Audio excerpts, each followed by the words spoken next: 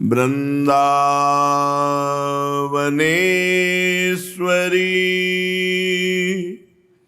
तवैव पदारविन्दं प्रेमामृतैकमकरन्द रसौघपूर्णम्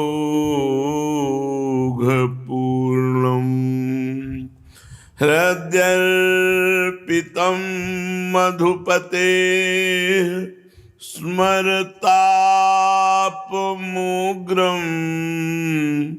निर्वापयत् परम शीतलमाश्रयामि परम शीतल माश्रयामि।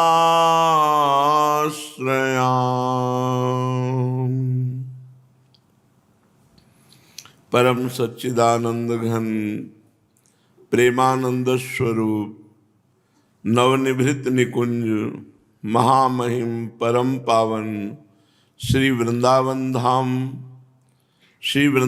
धाम के लाडिले प्राणाराध्य प्राण प्रिय युगल सरकार श्री श्यामा श्याम जू, समस्त सहचरी वृंद, खग मृग पशु पंछी तरुलता, श्री यमुना रस रानी रजरानी,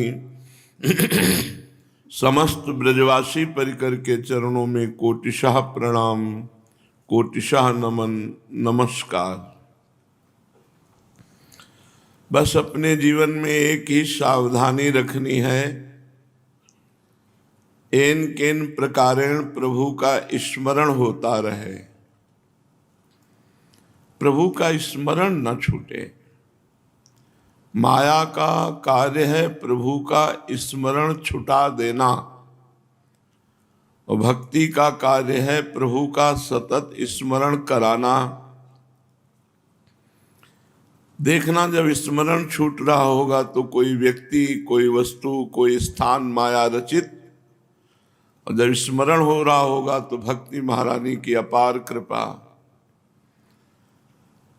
तो हम भक्त हैं, भक्ति मार्ग के पथिक हैं, तो हमारा निरंतर भगवत स्मरण करना परम कर्तव्य है। पर है बहुत कठिन भाई, कह देना बात सरल है, प्रभु का निरंतर स्मरण करना, नाम चलाना सबसे कठिन है। पूरा जीवन हो गया फिर भी हम नहीं कह सकते कि निरंतर हम भगवान का भजन करते हैं। कभी न कभी तो अंतर पड़ ही जाता होगा। सबसे कठिन कार्य है भगवान का निरंतर स्मरण होना। दुनिया के जितने भी कार्य हैं उन सब में मेहनत का बहुत योग हो सकता है, मानते हैं, लेकिन सबसे बड़ी मेहनत है हर समय नाम को पकड़े रहना, क्योंकि ये मन से होता है और मन विषयों में खेलना चाहता है।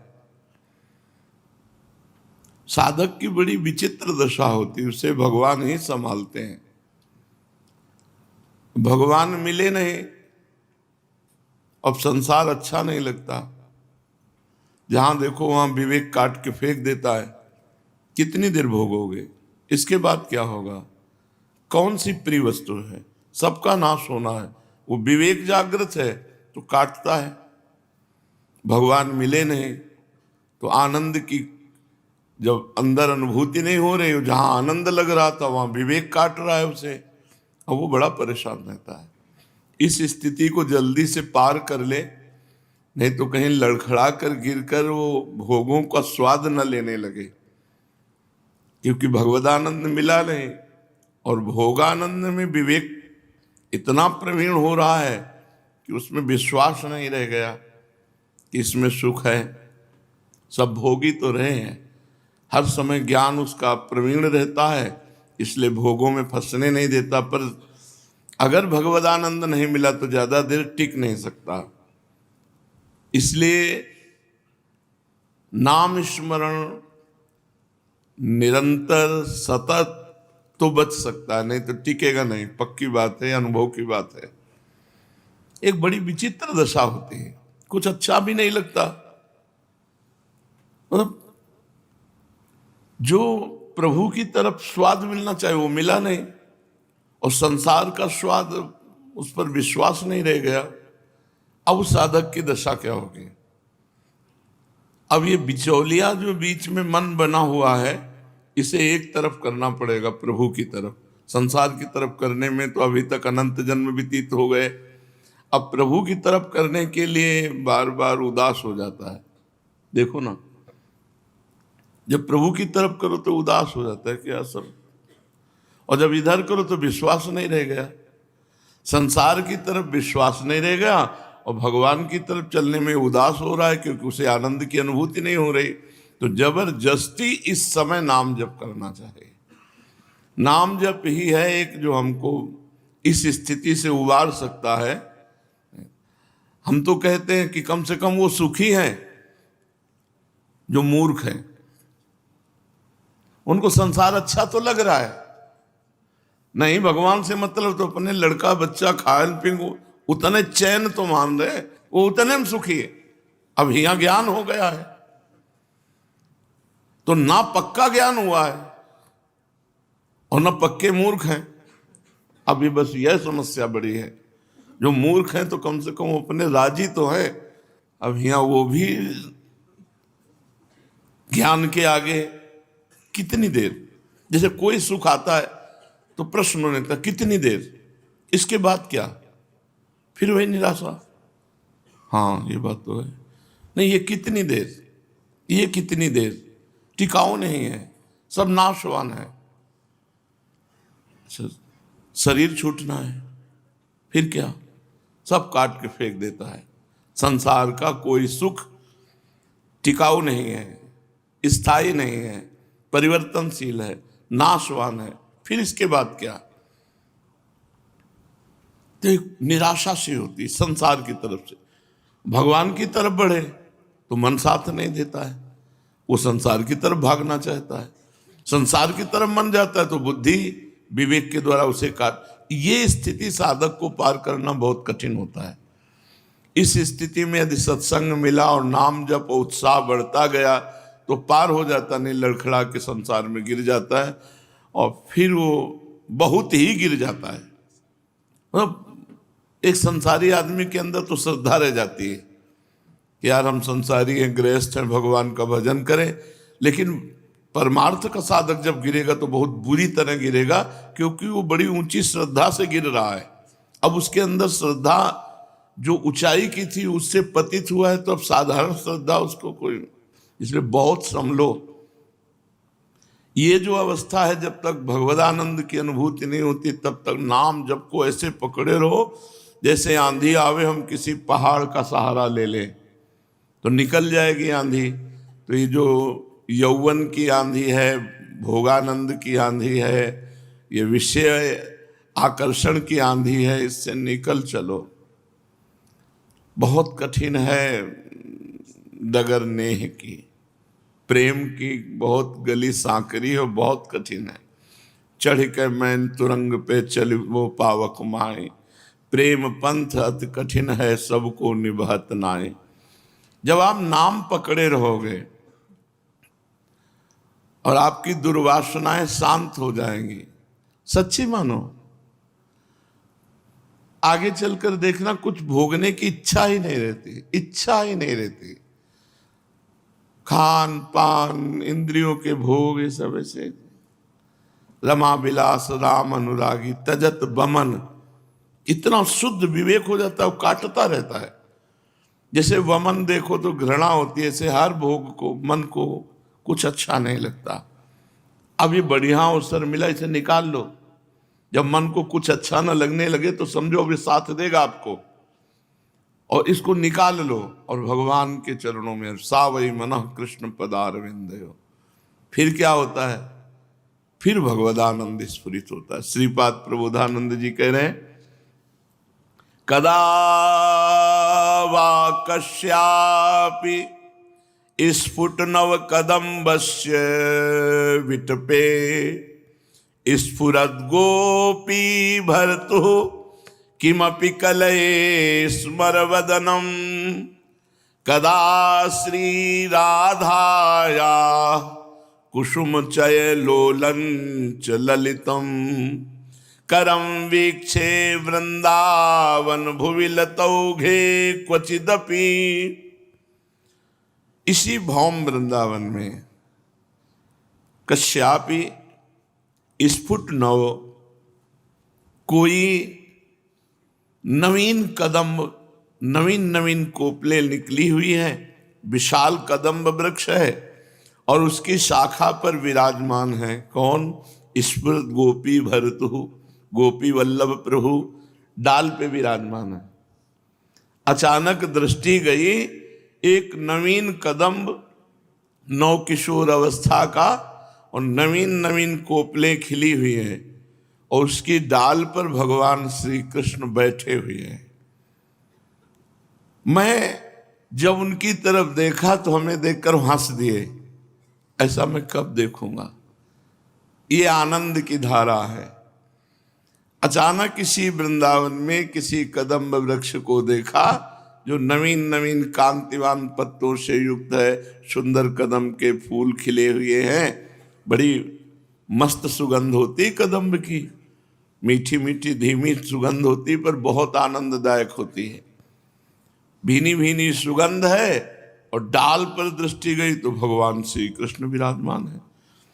और जब उनकी तरफ देखा तो हमारी तरफ देख के हंस दिए, जैसे कोई छुप रहा हो और उसे देख लो तो हंस दे।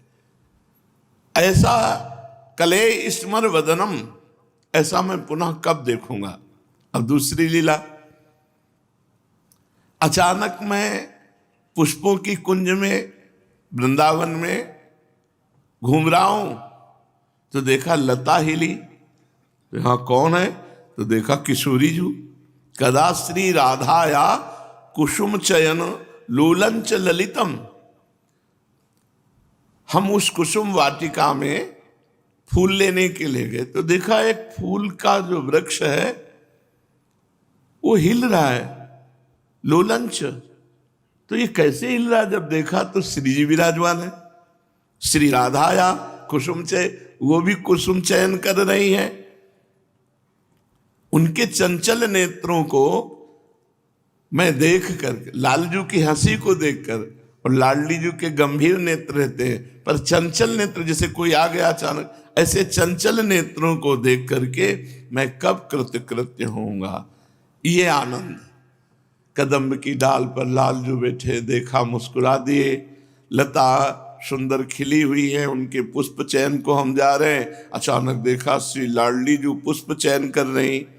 इदम में किम भावी द्रुत कनक गौरच्छवि हरि मणिश्यामम धाम द्वयमिह मिथोन्सार्पित भुजम निरीक्षे ततिस्मेरमं बहुविध प्रेम विस्तृतम सुखम पश्चाया द्वयमथ पुरो मूर्छयति माम। हाय, मेरा ऐसा सौभाग्य कब होगा जब मैं देखूं कि गलित स्वर्ण, तपाए हुए स्वर्ण की गौर कांति वाली श्री लाडली जू और इंद्रनील मणिवत श्याम कांति श्री लालजू महाराज, ये एक दूसरे के कंधे पर भुज विराजमान किए हुए मैं कुंज में प्रवेश कर रहा हूं और वो दोनों आ रहे हैं। जे ही देखा, ये वृंदावन का महिमामृत का समापन है। तो ये वृंदावन सुनने का, वृंदावन रहने का ये फल है। देखा कि एक दूसरे के कंधे पर बाहु विराजमान किए, भुजा विराजमान किए हुए हैं। और जब उनकी तरफ देखा तो दोनों मृद मुस्कुरा दिए और प्रेम पूर्वक कांतिमान मुखमंडल में उनकी मुस्कुराहट देखकर मैं उनके पीछे पीछे मोहित होकर चल दिया। ऐसा कब होगा? हाय, मेरे जीवन में ऐसा कब होगा कि मैं किसी कुंज में किसी कार्य हेतु गया, वहां देखा प्रिया प्रीतम गल भैया दिए हुए आ रहे हैं और जब हम देखा तो मुस्कुरा दिए। मृदु मुस्कुराहट में ऐसा चित्त चुराया कि मैं उनके पीछे पीछे मोहित होकर जा रहा हूं। अति प्रेमोत्कंठ्याच्छिति सुविलुठत में बपुरिदम करेण स्पृष्ट्वा माम विलुठयति राधा प्रियुता। जब पीछे पीछे चलने लगा तो युगल सरकार को लगा कि ये पीछे आ रहा है, तो फिर दोनों पीछे मुड़ गए। जे ही मुड़े और उनकी रूप कांति को देखा, माम विलुठयति, मैं मूर्छित होकर गिर गया भूमि पर। इतने सुंदर है, वृंदावन की भूमि पर मूर्छित होकर गिर गया और लौटने लगा। रज में आनंद की विकलता। अब जब इस तरह मैं विकल हो रहा था तो राधा और उनके पिय दोनों ने एक एक भुजा पकड़ी और उठाकर दोनों युगल सरकार गले से लगा रहे। ऐसा कब होगा? ये आनंद है।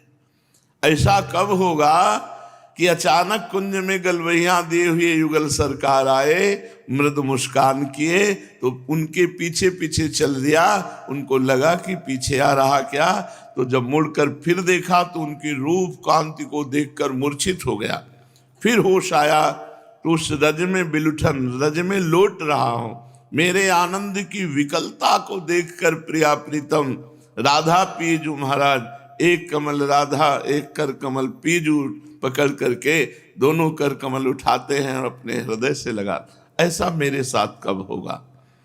अहो वृंदारण्येद्भुत महिंसी मन्यपि सुदूर घटासा कापे का समुदयति हा किम न भविता। ये मेरी आशा क्या सफल होगी? हे वृंदावन धाम, हे वृंदावनेश्वरी, क्या ये मेरी आशा सफल होगी कि कभी मैं ऐसे आपको देखकर भूमि पर लुंठन करूं और आप दोनों युगल सरकार एक एक बांह पकड़ करके उठाएं और हृदय से लगावें? ये जब आशा जागृत हो जाती है तो समस्त आशाएं नष्ट हो जाती है।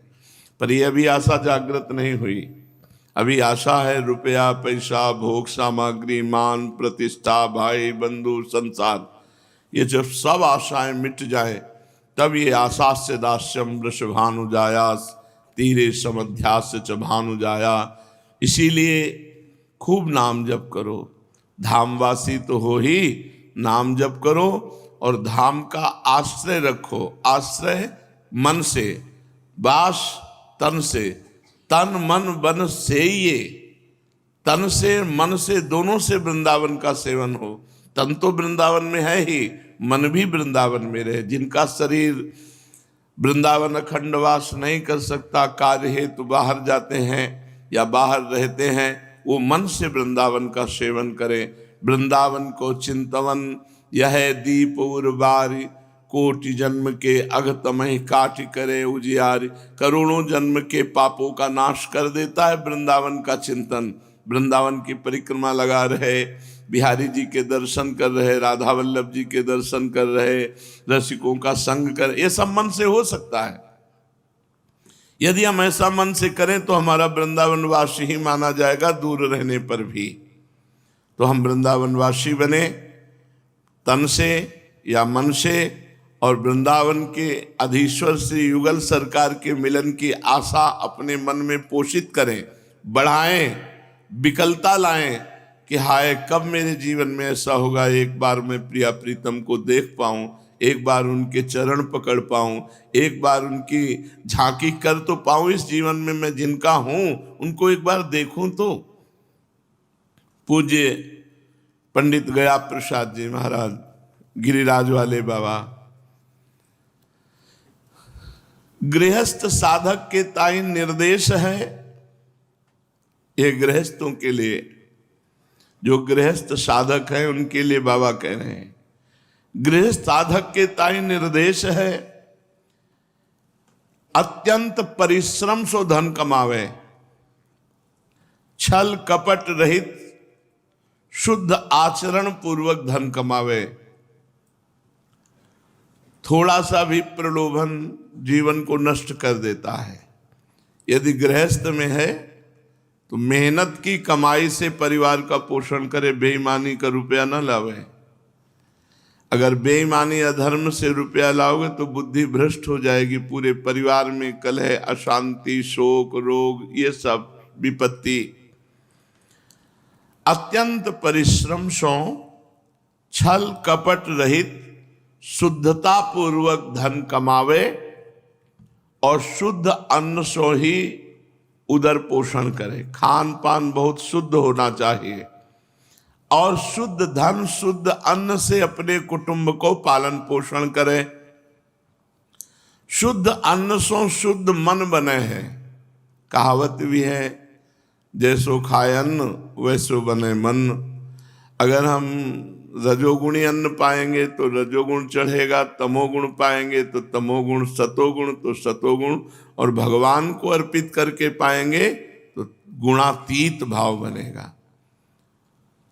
पानी भी बिना प्रभु को अर्पित किए हुए ना पिए तो गुणातीत भाव बनने लगेगा।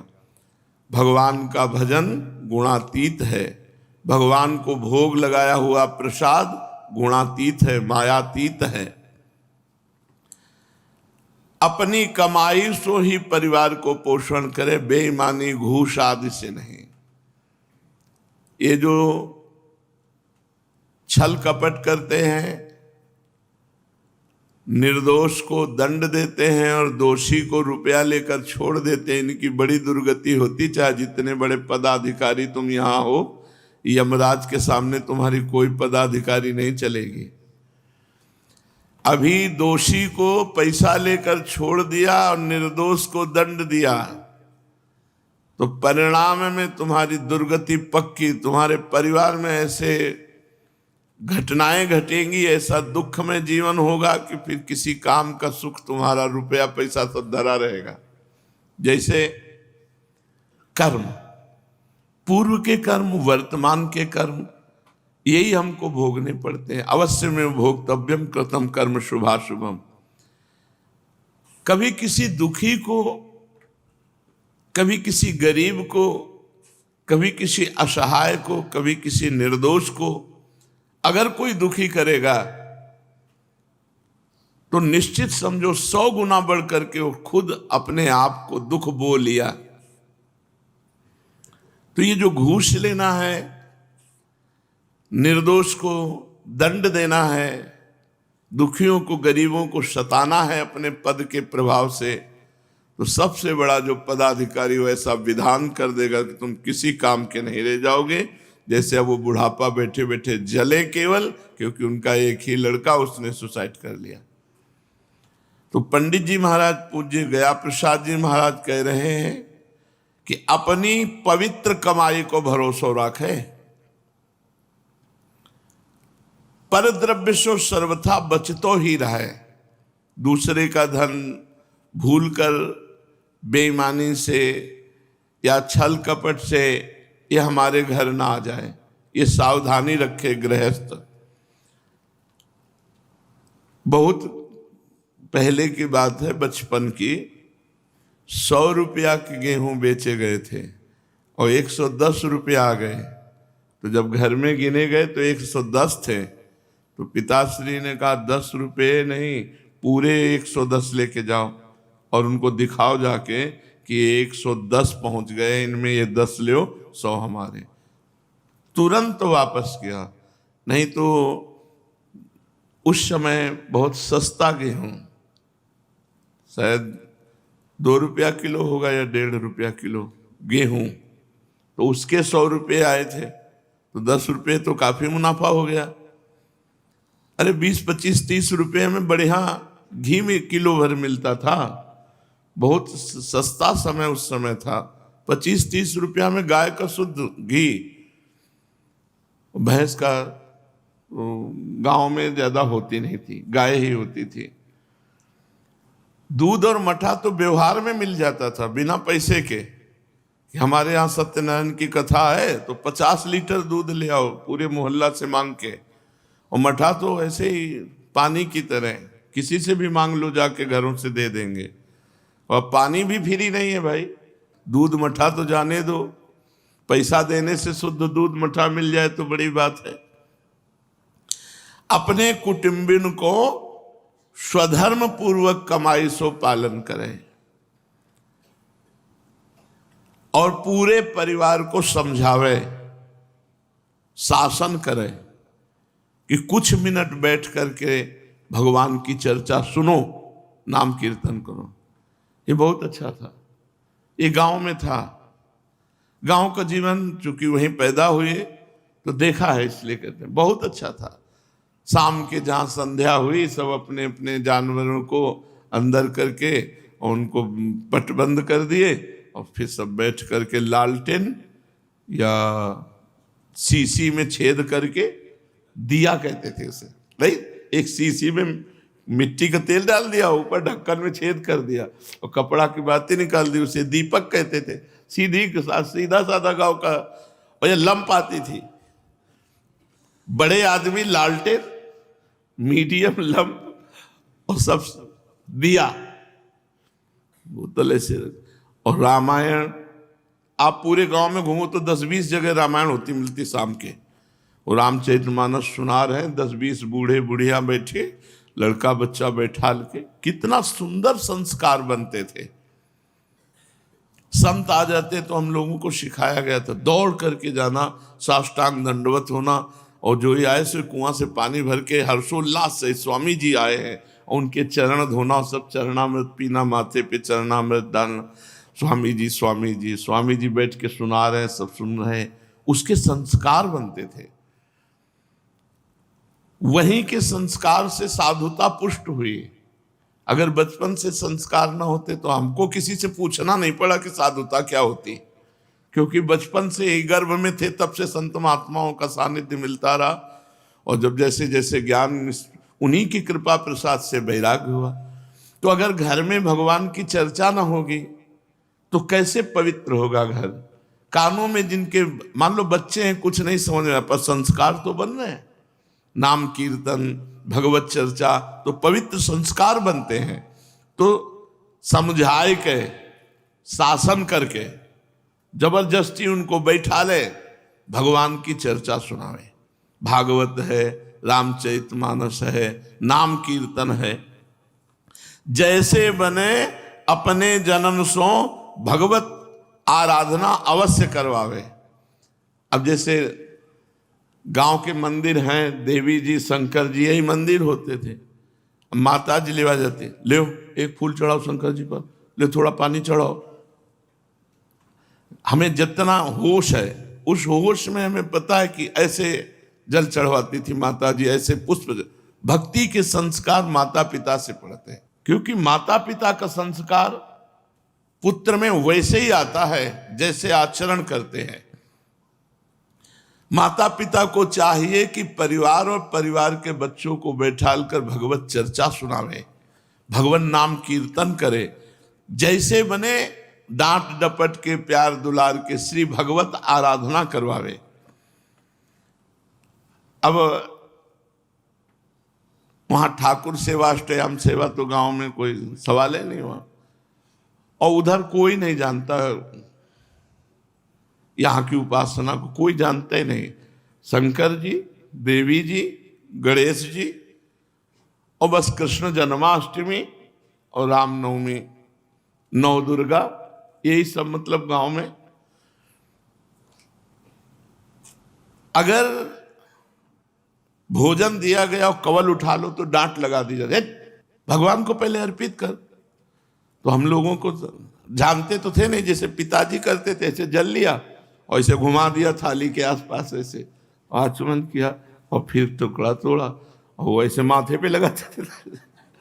कोई ज्ञान नहीं, पर वो पद्धति उन्होंने सिखाई भगवान को अर्पित करके। धीरे धीरे बात पता चली तो दियम वस्तु गोविंदम तुभ्यमेव समर्पये। लेकिन संस्कार वो जीवन भर, हाथ में पानी आएगा पहले भगवत स्मरण, फिर उसका पान कर।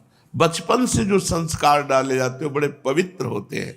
तो अपने परिवार के सदस्यों को यदि आप आध्यात्मिक नहीं बनाएंगे तो वो आपकी दुर्दशा कर देंगे सयाने बन के।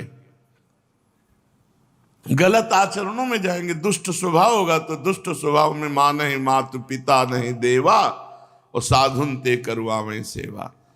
बड़ा पवित्र जीवन गांव का होता है, कोई छल कपट नहीं। एक आदमी साइकिल लाया है तो पूरा गांव देखने आएगा, इतनी मित्रता है। हाँ, एक मर गया तो पूरा गांव जाएगा, और यहाँ फ्लैट में मरा पड़ा हो तो बगल वाला देखेगा नहीं कि क्या है। यहाँ तो पता ही नहीं चलता 10वें वर्ष से रह रहे कि पड़ोसी राधे श्याम कर दे, वो ऐसे रह रहा है, मतलब पता ही नहीं। और गांव में एक आदमी पूरा प्रेम में जीवन, बड़ा पवित्र जीवन, हरा भरा, जिधर देखो वृक्ष, खेती, और सब सीधा साधा जीवन, और भगवान का नाम।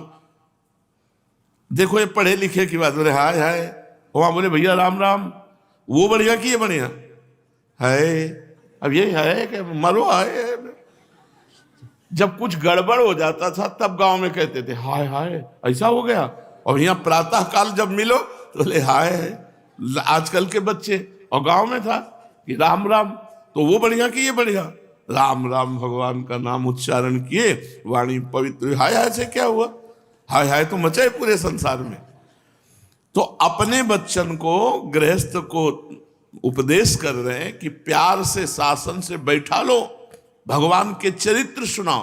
देखो गर्भस्थ शिशु पर भी संस्कार पड़ते हैं बाह्य। अभिमन्यु जी अपनी मां के गर्भ में थे,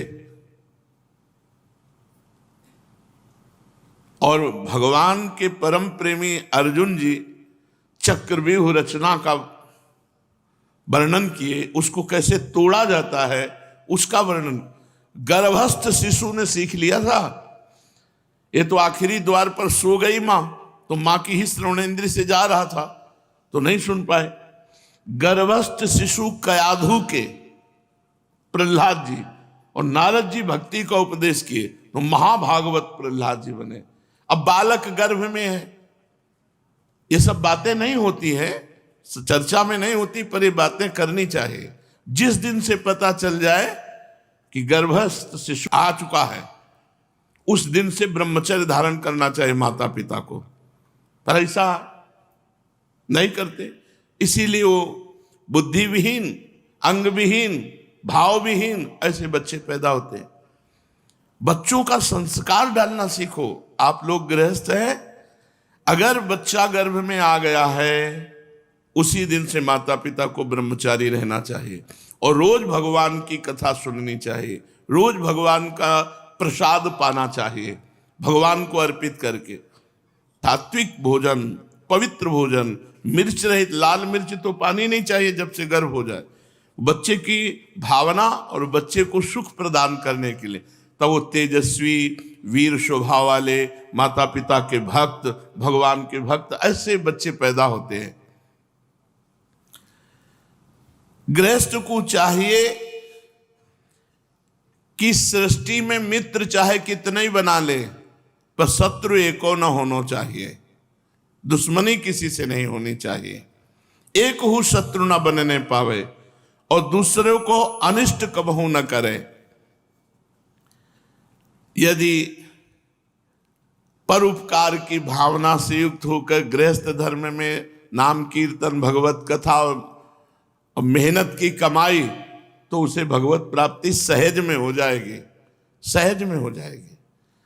कुछ लक्षण तो हमने देखे हैं गांव के लोगों के स्वाभाविक होते हैं। पराई माता बहनों की तरफ गंदी दृष्टि से न देखना, पराये धन को न लेना, ये तो स्वाभाविक, जो पढ़े लिखे नहीं उनमें भागवतिक सद्गुण पाए गए। अब बड़े पढ़े लिखे लोग हैं, बड़ी बुद्धि है, लेकिन बुद्धि में पवित्रता नहीं है।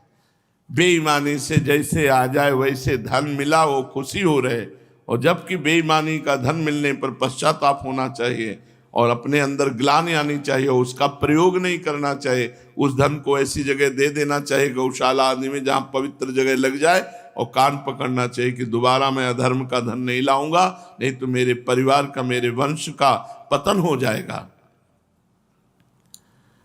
दो बातन को सदा भुलाता रहे। अपनों से यदि काहू को उपकार बन जाए, दान पुण्य सेवा, तो उसे याद न करे। कहने की तो बात जाने दो, उसे याद न करे कि मैंने इसको दिया था, मैंने उसको ये सेवा की थी। उससे तुम्हारा पुण्य बढ़ता चला जाएगा। अगर आप याद किए और किसी से कह दिए तो आपके पुण्य का नाश हो जाएगा। और काहू ने अपने साथ कोई बुराई करी, अपकार करी, वाको याद न करे, दो बातें भुला तो जाए। अगर हम किसी के साथ परोपकार किया तो उसको नेकी कर दरिया में डाल, भूल जा। और किसी ने तुम्हारे साथ तिरस्कार, अपमान, निंदा, ये सब, तो उसको भी भूल जाओ। दूसरे के द्वारा किए हुए अपकार को भूल जाओ और अपने द्वारा किए हुए उपकार को भूल जाओ, तो आप पुण्यात्मा कहलाएंगे। दो बातन को कबहू न भूले। अपने साथ यदि काहू ने उपकार कियो है उसको न भूले, और दुर्भाग्य से यदि हमने किसी का अपमान किया है तो उसको न भूले। हृदय में जलना चाहिए। जहां उसको अरे मैंने इसके साथ गलती, उसको प्रणाम करे, उससे मित्रता का भाव करे। जीवन भर दुख मानतो रहे कि मैंने आपको अपमान क्यों कियो, निंदा क्यों कियो, दुख क्यों दियो। जब आदमी अपनी भूल की पश्चाताप करे है तो वाको पाप नष्ट हो जाए। और जब आदमी अपनों पुण्य की बात करे है, मैंने ये दान किया, मैं प्रयाग नहा के आया, मैं ये किया, मैं, उसके पुण्य नष्ट हो जाए। लोग समझते नहीं, इतनी मेहनत करते हैं। अब वो पैदल आ रहे हैं, बोर्ड लगाए हैं अमुक जगह से अमुक जगह, तीसरी बार पद यात्रा। अब लोग पढ़ रहे हैं, उसके पुण्य क्षय हो रहे हैं। अरे गुप्त रूप से चुपचाप चले आओ तो तुम्हारे पुण्य पर वो दिखावा होता है। धारण करिवे योग्य जितने सद्गुण जहां से मिले स्वीकार कर लो। जहां से भी सद्गुण मिले उन्हें स्वीकार कर लो। अहंकार ना आवन पावे, सदग्रंथन को स्वाध्याय अवश्य करो। योग्य पुरुषन की जीवनी अवश्य पढ़ो। उनके सद्गुणन को अपने में धारण करो। दीनता को भाव बढ़तो ही जाए। एक क्षण को बहुत सावधानी सो परम आवश्यक सत्कार्यन में एक एक क्षण को व्यतीत करो। इंद्रियन की भोग लिप्सा कम कर तो जाए। साधन के ताई स्वस्थ शरीर की परम आवश्यकता है। अतएव खान पान ये सब ठीक रखे। ये शरीर नष्ट होना है, इसे अपना मत मानो, इससे प्यार मत करो। ये बहुत नरक का द्वार है। अगर भजन कर ले गए तो परम पद मिल जाएगा। ए भाई उचित भोजन डाल लो, बस भजन में लगो। नाम नहीं, भजन बढ़ाओ। वजन के साथ साथ भजन बढ़ाओ, वजन अपने आप कम हो जाएगा। कृष्ण तन शीस जटा एक बेनी, हृदय गुणत रघुपति गुण श्रेणी। शरीर कृश हो गया है, बाल एक बेणी के रूप में हो गए। और भगवान श्री राम के गुणों का चिंतन करते हुए सिया जी अशोक वाटिका में विराजमान है। जब भगवान का भजन और विरह जागृत होता तो वजन कम नहीं करना पड़ता, वो हो जाता है। प्रेमियों के क्या पते, बोले तन लटे कपड़े फटे। कपड़ों का होश नहीं है, शरीर कृश हो गया है। ये बहुत सावधान, मन को जिधर लगाओगे उधर लग जाएगा। आप भजन बढ़ाओ, इतनी जलन पैदा करेगा भजन कि तुम्हारे पाप नष्ट हो जाएंगे, तुम्हारी चर्बी भस्म हो जाएगी।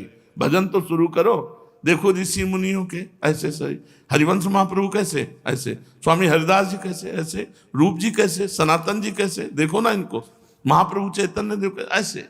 भगवत अनुराग में इतनी अग्नि है, वो सब अविद्या को भस्म कर देती है। शरीर अविद्या है, चिंता मत करो, भजन करो। भजन भजन से ही सब बात बनेगी। चाहे माला की संख्या से होए, चाहे घंटा समय के विचार से होए, भजन को एक नियम बना लो कि इतने घंटा करना है, इतने माला करना है, इतने मिनट करना है। जितनों भजन को नियम बनाओ, वाको नित्य ही पूर्ण करके ही सो। भजन में प्रमाद, आलस्य तथा उपेक्षा न हो पावे। भजन करके भजन ही भगवान सो मांगे, भजन सो तृप्त न हो पावे। निम्बुआ घाट में थे तो वहां पास में ही बिल्कुल गंगा जी एकदम तट पे है।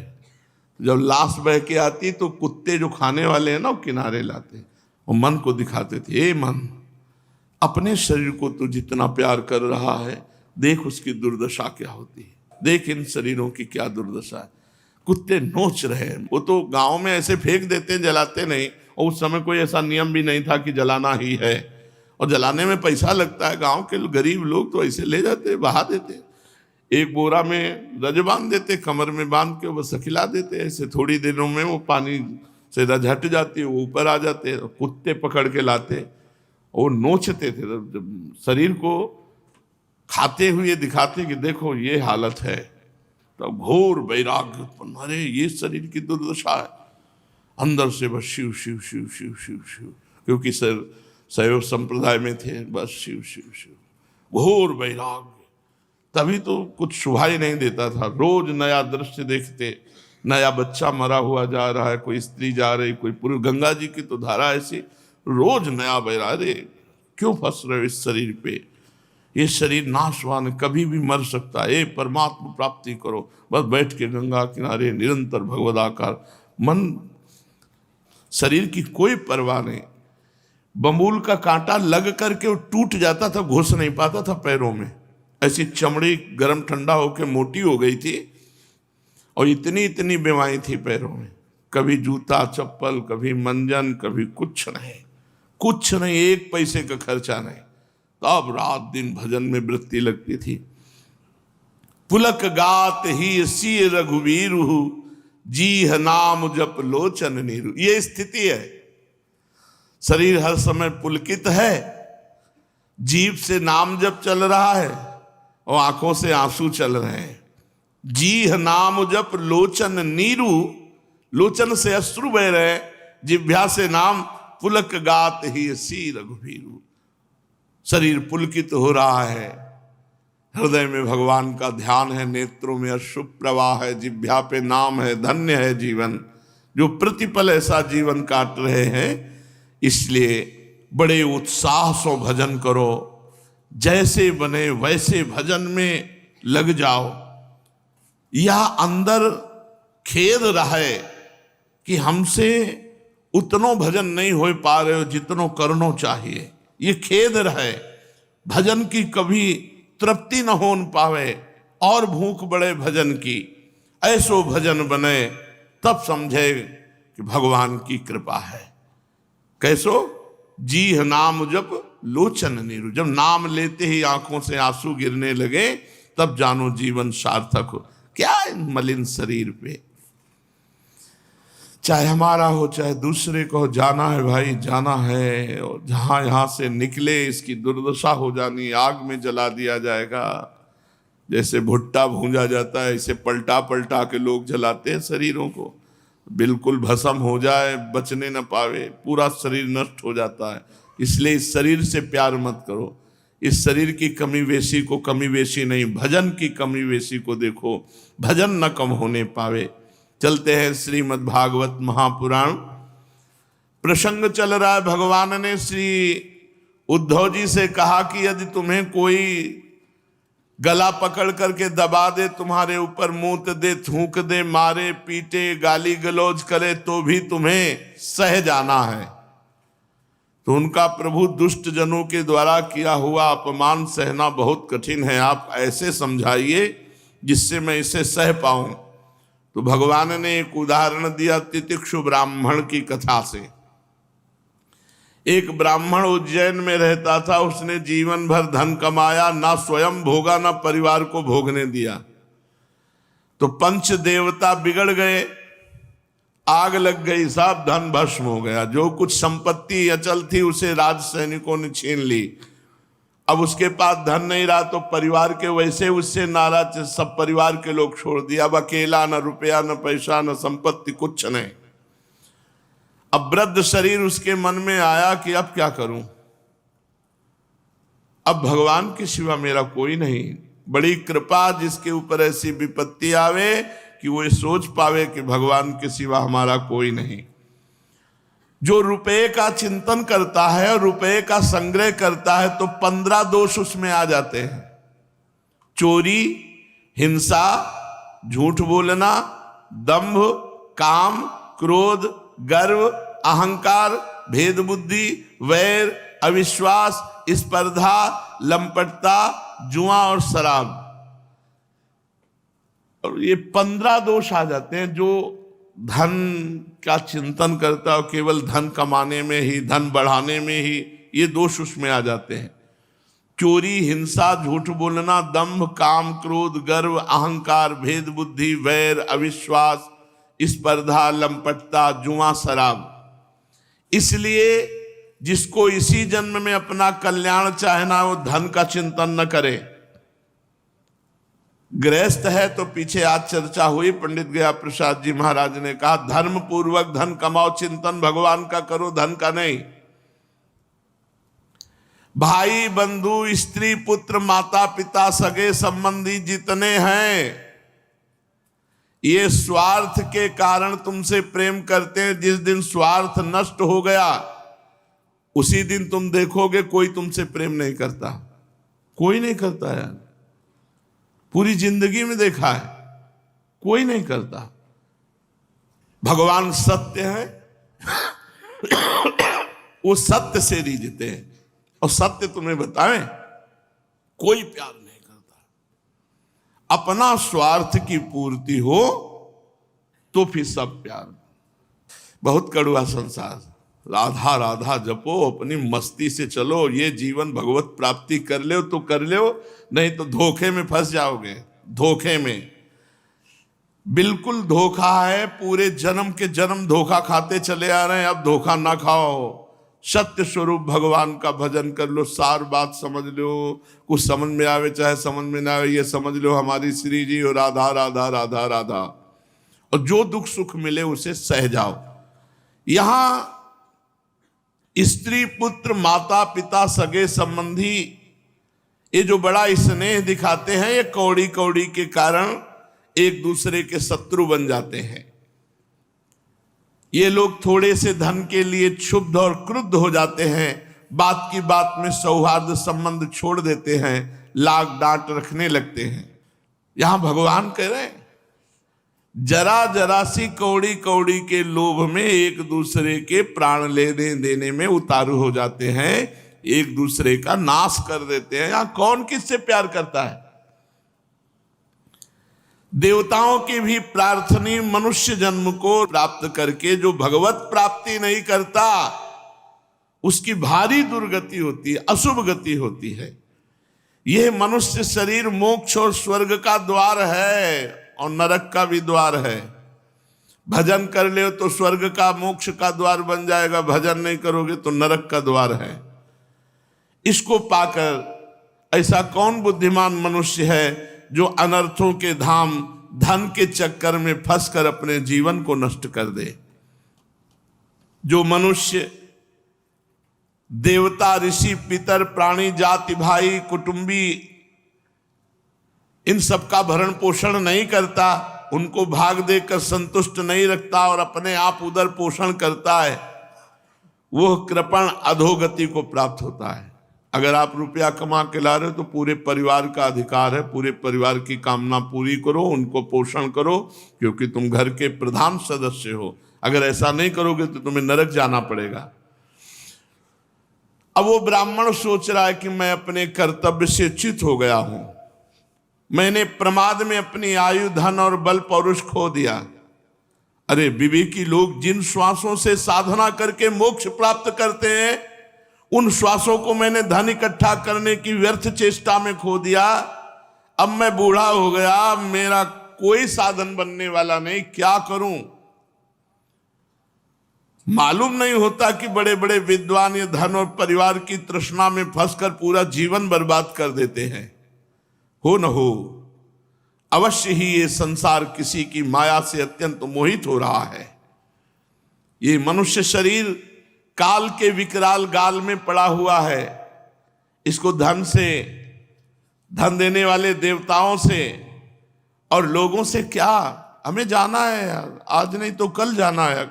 हमें यहाँ की मित्रता, शत्रुता, धन, वैभव, पद, प्रतिष्ठा, इससे क्या होगा? भोग वासना और उनको पूर्ण करने वालों से क्या जन्म मृत्यु के चक्र से कोई मुझे बचा सकता है? नहीं। तो लाभ ही क्या फिर इनसे मित्रता करने से?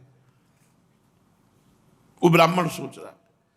इसमें संदेह नहीं कि सर्वदेव स्वरूप भगवान आज मुझ पर बहुत प्रसन्न है, तभी मुझे ऐसी स्थिति में ले आए।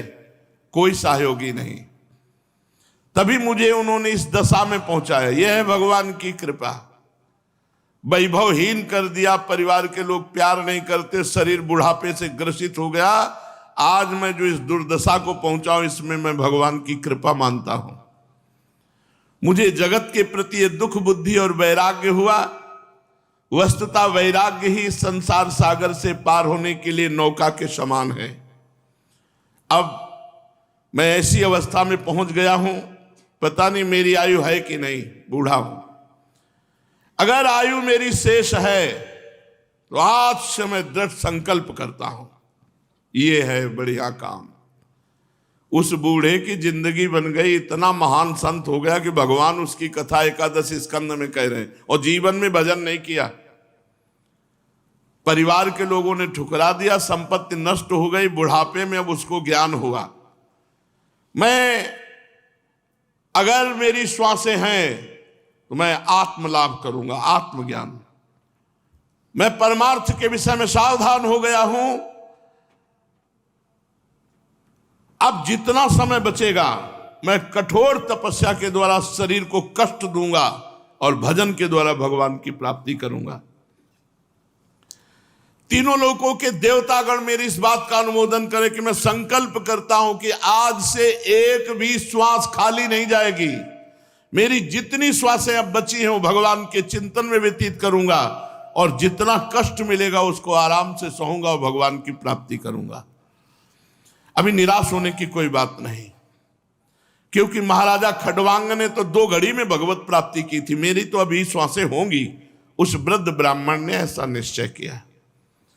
भगवान श्री कृष्ण कहते हैं, उद्धव जी, उस उज्जैन निवासी ब्राह्मण ने मन ही मन इस प्रकार निश्चय करके कि मैं और मेरेपन की गांठ खोल देना ही इस मोक्ष पदवी को प्राप्त करना है, उसने मैं और मेरापन हटा दिया और सन्यास ले लिया और मौन धारण कर लिया। अब उसके चित्त में किसी भी स्थान, वस्तु, व्यक्ति के प्रति आसक्ति नहीं रही। उसने अपने मन, इंद्रिय और प्राणों को वश में कर लिया। वह पृथ्वी पर स्वच्छंद रूप से विचरने लगा। वो भिक्षा के लिए नगर और गांव में जाता अवश्य था, परंतु इस प्रकार जाता था कि कोई उसे पहचान न पाता। उद्धव जी, वो सन्यासी बहुत बूढ़ा हो गया था, तो गांव के दुष्ट लोग उसे देखते ही टूट पड़ते और उसका तरह तरह से तिरस्कार करके उसको बहुत तंग करते। कोई उसका दंड छीन लेता, तो कोई भिक्षा पात्र झटक लेता, कोई कमंडल उठा ले जाता, कोई आसन रुद्राक्ष की माला कंथा ही लेकर भाग जाता, कोई तो उसकी लंगोटी वस्त्र ही खोल करके ले जाता, कोई वस्तुएं ऐसे देने को कहता फिर दिखलाकर छीन लेता। वह अवधूत मधुकरी मांगकर जब लाता और बाहर नदी के तट पर भोजन करने को बैठता तो पापी लोग उसके ऊपर मूत देते थे, कभी थूक देते थे।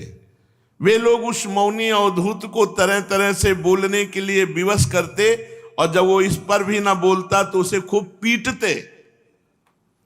ये सब प्रसाद मिलता है, घोर वैरागी को ये प्रसाद मिलता है, और उसका ब्रह्म भाव दृढ़ होता जाता है, देह भाव छूटता जाता है। जैसे जैसे प्रतिकूलता आती है ब्रह्म भाव पड़ता जाता है पक्का, और देह भाव छूटता है, और जहां अनुकूलता आती है तो फिर देह भाव पुष्ट होता है। इसीलिए भर्तरी जी ने जब भगवान शंकर प्रसन्न हुए और प्रकट हुए तो कहा वरदान मांगो, तो उन्होंने कहा कभी सम्मान से हमें भिक्षा न मिले, क्योंकि अनुकूलता से देह भाव पुष्ट होता है, प्रतिकूलता से ब्रह्म भाव पुष्ट होता है, और देह भाव नाशवान है, ब्रह्म भाव अविनाशी है। तो लोग उसको पीटते, कोई उसे चोर कहकर डांटने डपटने लगता, कोई कहता इसे बांध लो, फिर उसे रस्सी से बांधने लगते, कोई उसका तिरस्कार करके इस प्रकार ताना कसते कि देखो देखो इस कृपण ने धर्म का ढोंग रचा है, धन संपत्ति जाती रही, स्त्री पुत्रों ने घर से निकाल दिया, तो अब इसने भीख मांगने का रोजगार करने के लिए संन्यास ले लिया।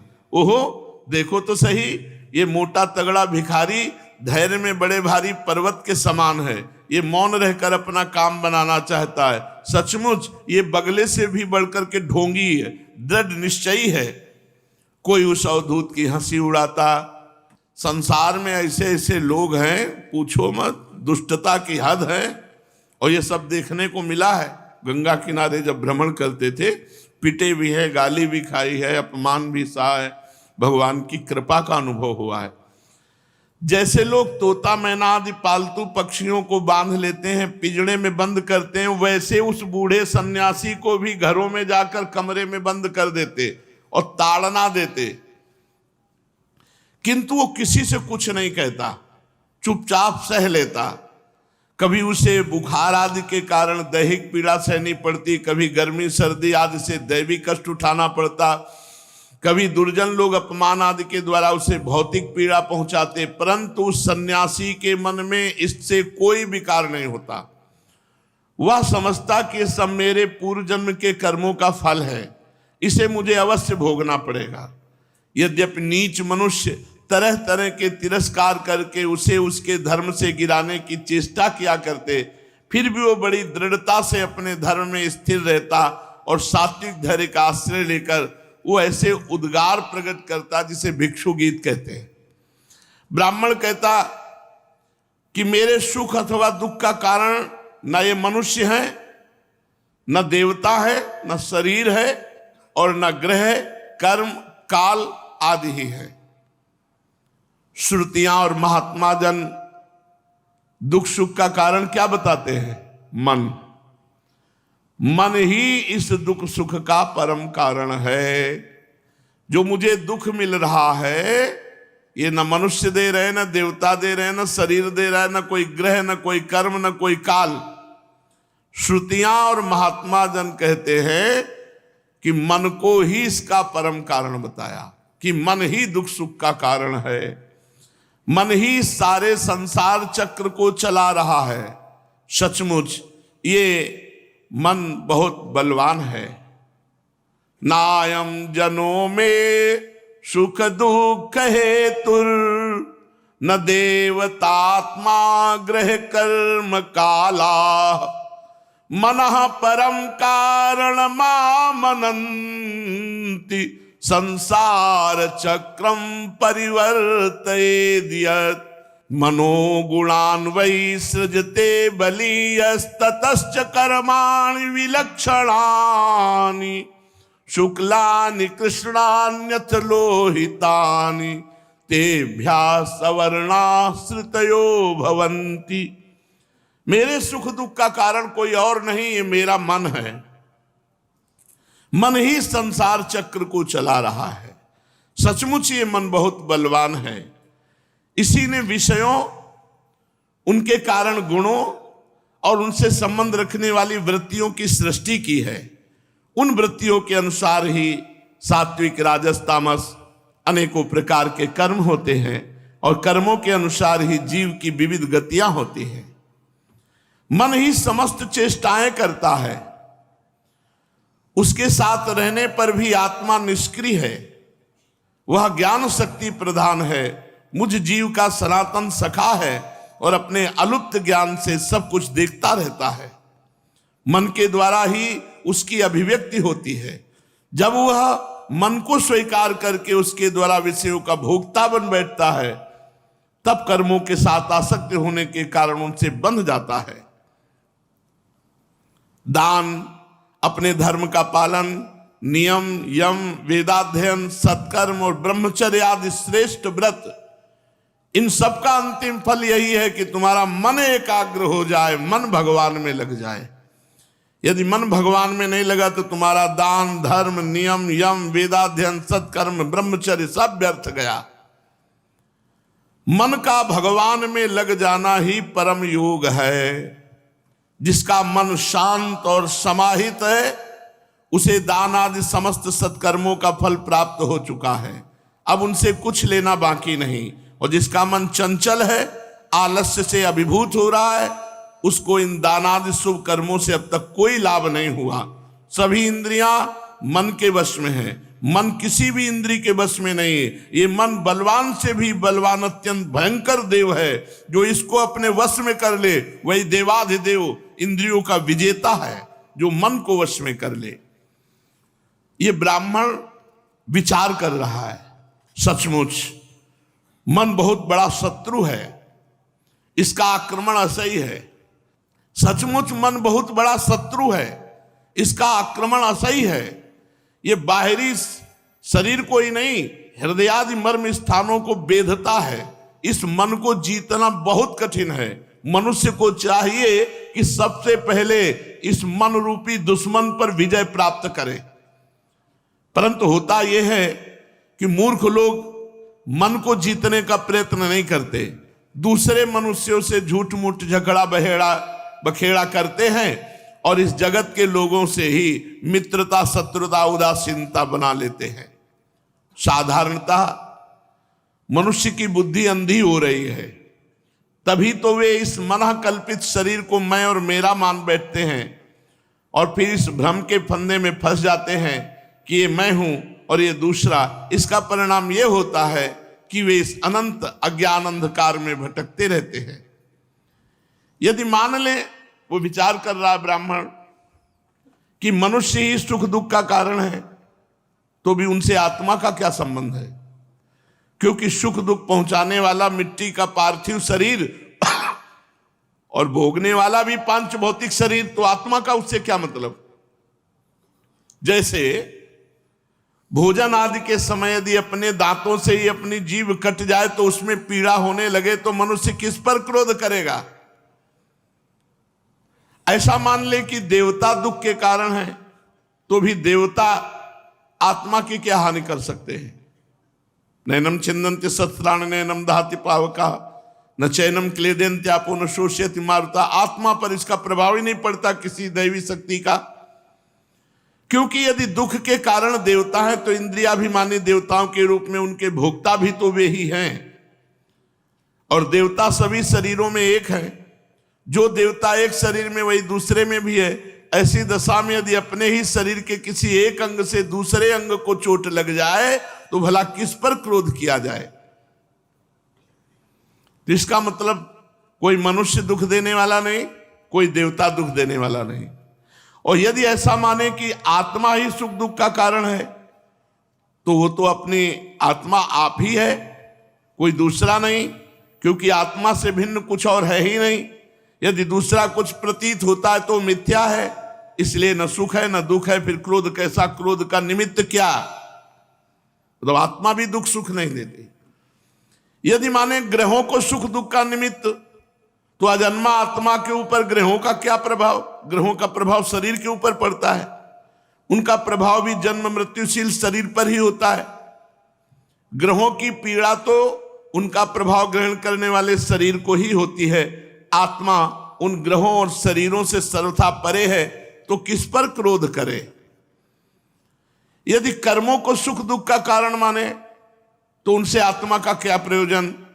क्योंकि वे तो एक पदार्थ के जड़ और चेतन उभय रूप होने पर ही हो सकते हैं।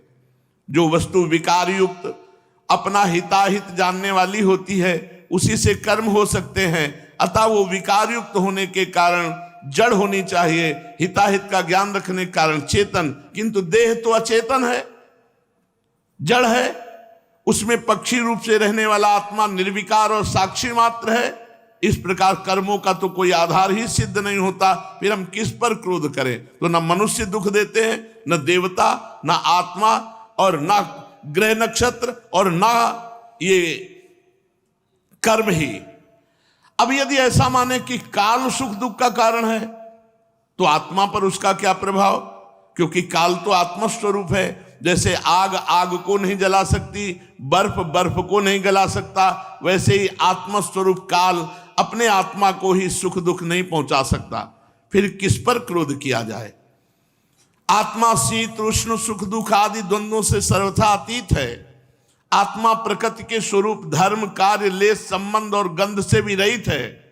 उसे कभी कहीं किसी के द्वारा किसी भी प्रकार से द्वंद्व का स्पर्श ही नहीं होता। आत्मा तो जन्म मृत्यु के चक्र में भटकने वाले अहंकार से बहुत परे है, और ये जन्म मृत्यु का दुख अहंकार को होता है। इस बात को जान लेना है। सारा का सारा दुख मन और अहंकार को, जो ऐसा जान गया वो कभी दुखी नहीं होता। किसी के अपमान से, किसी के द्वारा दुख दिए जाने पर भी वो दुखी नहीं होता, वो भयभीत नहीं होता, अभय हो जाता है। बड़े बड़े प्राचीन ऋषि मुनियों ने इस परमात्म निष्ठा का आश्रय ग्रहण किया है। मैं भी इसी का आश्रय ग्रहण करूंगा और मुक्ति तथा प्रेम के दाता भगवान के चरण कमलों की सेवा के द्वारा ही इस दुरंत अज्ञान सागर को अनायास ही पार कर लूंगा। भगवान श्री कृष्ण कहते हैं, उद्धव जी, उस ब्राह्मण का धन क्या नष्ट हुआ, उसका सारा क्लेश ही दूर हो गया। अब वो संसार से विरक्त हो गया, परम सन्यासी होकर पृथ्वी में स्वच्छंद विचरण कर रहा था। यद्यपि दुष्टों ने बहुत सताया, फिर भी वो अपने धर्म में अटल रहा, तनिक भी विचलित ना हुआ। उस समय वो मौनी अवधूत मन ही मन इस प्रकार का गीत गाया करता था। उद्धव जी, इस संसार में मनुष्य को कोई दूसरा सुख या दुख नहीं देता, ये तो उसके चित्त का भ्रम मात्र है। ये सारा संसार, इसके भीतर मित्र, उदासीन, शत्रु के भेद अज्ञान कल्पित हैं। इसलिए प्यारे उद्धव, अपनी वृत्तियों को मुझ में तन्मय कर दो और इस प्रकार सारी शक्ति लगाकर मन को वश में कर लो, फिर मुझ में ही नित्य युक्त होकर स्थित हो जाओ। बस सारे योग साधना का इतना ही सार है। ये भिक्षुक का गीत क्या है? मूर्तिमान ब्रह्म ज्ञान की निष्ठा ही है। जो पुरुष एकाग्रचित से इस चरित्र को सुनता है, सुनाता है, धारण करता है, वो कभी सुख दुखादि द्वंद्वों के वश में नहीं होता। वो सुख दुखादि द्वंद्वों के बीच में सिंह के समान दहाड़ता रहता है। भगवान ने उद्धव जी को उपदेश किया कि इस मार्ग में चलने वाले को ये मिलेगा। कोई गाली देगा, कोई उपहास करेगा, हो सकता है कोई मार दे, कोई थूक दे, कोई मूत दे, कोई कुछ भी करे, हमको बोलना नहीं है, चुपचाप सहना है। कैसे? जैसे इस भिक्षुक सन्यासी ने सहा, भगवान ने उदाहरण दिया। खूब भगवान का नाम जप करोगे तो सहने की सामर्थ्य आ जाएगी।